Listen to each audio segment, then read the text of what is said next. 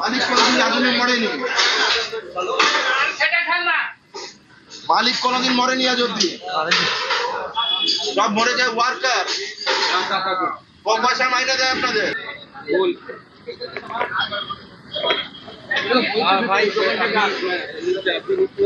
Licence है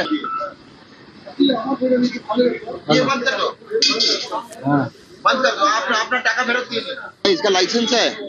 licence Kolkata chart के नाम से है, उसका पास लाइसेंस। এই জায়গাটা কার? এই জায়গাটা কার?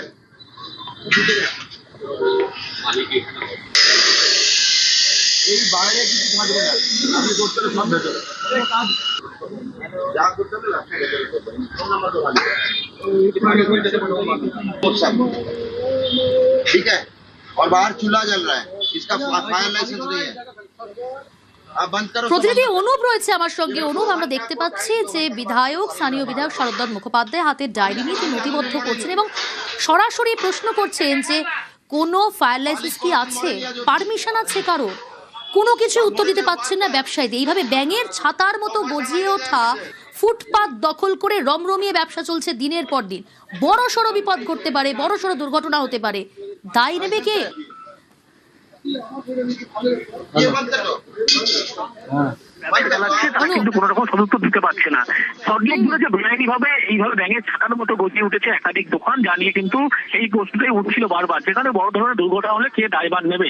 একদিকে দেখা যাচ্ছে মেয়র কৃষ্ণা চক্রবর্তী যখন পদত্যাগ করছে, অন্যদিকে কিন্তু তার বিধাননগর বিধানসভা কেন্দ্রের যিনি বিধায়ক তথা মন্ত্রী শারদদাস মুখোপাধ্যায় একেবারে দাবাং মুডে সল্টলেক সিটি সেন্টার এই সমস্ত লাগোয়া একাধিক ফুটপাতে দখল করে ব্যবসা করছে বলে এমনটা অভিযোগ। না, ব্যবসায়ীরা কি জানাচ্ছে?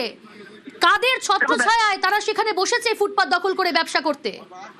দেখো, ব্যবসায়ীরা কোন রকম শব্দ দিতে পারছে না কাদের ছত্রছায়া বসেছে এবং কারা বসিয়েছে এই গোটা বিষয়গুলো তারা নিজেরাই স্পষ্ট করছে না। সেই সময় বিধায়ক নিজের সময় ডায়েরি বের করে নামটা নথিভুক্ত করে এবং হুঁশিয়ার দিন এইভাবে যে দোকানে কোনোভাবে পারমিশন নেই, এই দোকানে ফায়ার লাইসেন্স নেই, কোনোদিন বড় দুর্ঘটনা ঘটলে কে দায় নেবে, কিভাবে বসানো যে দোকানগুলো, কে পিছনে কারা রয়েছে, যেখানে সেখানে রাস্তার উপরে রান্না চলছে, যে কোনো দিন দুর্ঘটনা ঘটলে তার দায়ভার কে নেবে।